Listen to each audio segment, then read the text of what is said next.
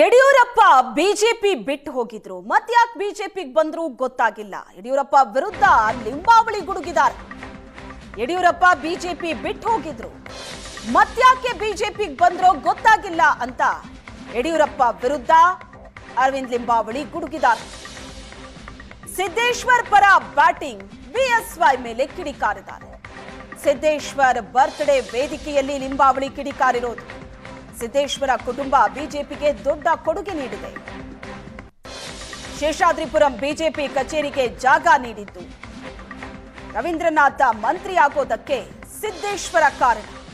BSY CM ಮಾಡೋ task ಹೊತ್ತಿದ್ದು Siddeshwar ಅಂತ ಅರವಿಂದ ಲಿಂಬಾವಳಿ ಯಡಿಯೂರಪ್ಪ ವಿರುದ್ಧ ಕಿಡಿಕಾರಿದ್ದಾರೆ. ಪಕ್ಷ ಬಿಟ್ಟು ಹೊರಟಂತವ್ರು ಹೋಗಿದ್ರು, ಮತ್ತೆ ಯಾಕೆ ಬಂದ್ರು ಗೊತ್ತಿಲ್ಲಪ್ಪ. ಸಿದ್ದೇಶ್ವರ ಹೇಳಬೇಕು. ಮನೆ ಬಾಗಿಲ ಪಡೆದಿದ್ರು, ಶಿವಶಂಕರ್ ಅವರು ನಿಮ್ಮನೆ ಬಾಗಿಲ ಪಡೆದಿದ್ರು. ನಿಮ್ದಲ್ಲ ಅಂದ್ರೆ ಅವ್ರ ನಾಯಕರದ್ದು.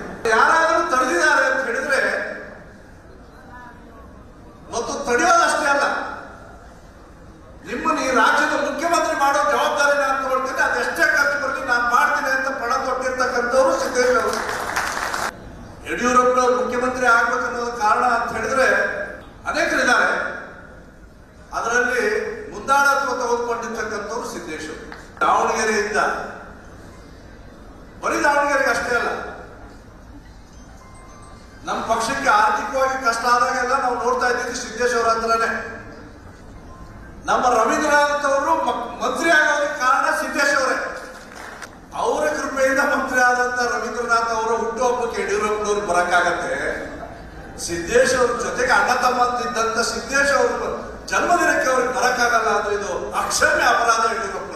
ಯಡಿಯೂರಪ್ಪನವ್ರು ಬೈಬೇಕಂತ ಅಥವಾ ಇನ್ನೇನು ತಗೊಳ್ಬೇಕಂತ ಉದ್ದೇಶಕ್ಕೆ ನಿಂತಿಲ್ಲ. ರಾಜಕಾರಣ ಬೇರೆ.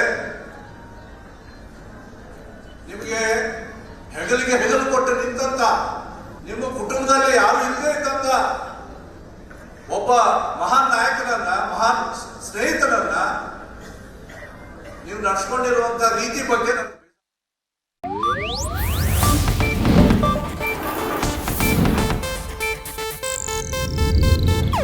ಇದು ಏಷ್ಯಾನೆಟ್ ನ್ಯೂಸ್ ನೆಟ್ವರ್ಕ್ ಪ್ರಸ್ತುತಿ.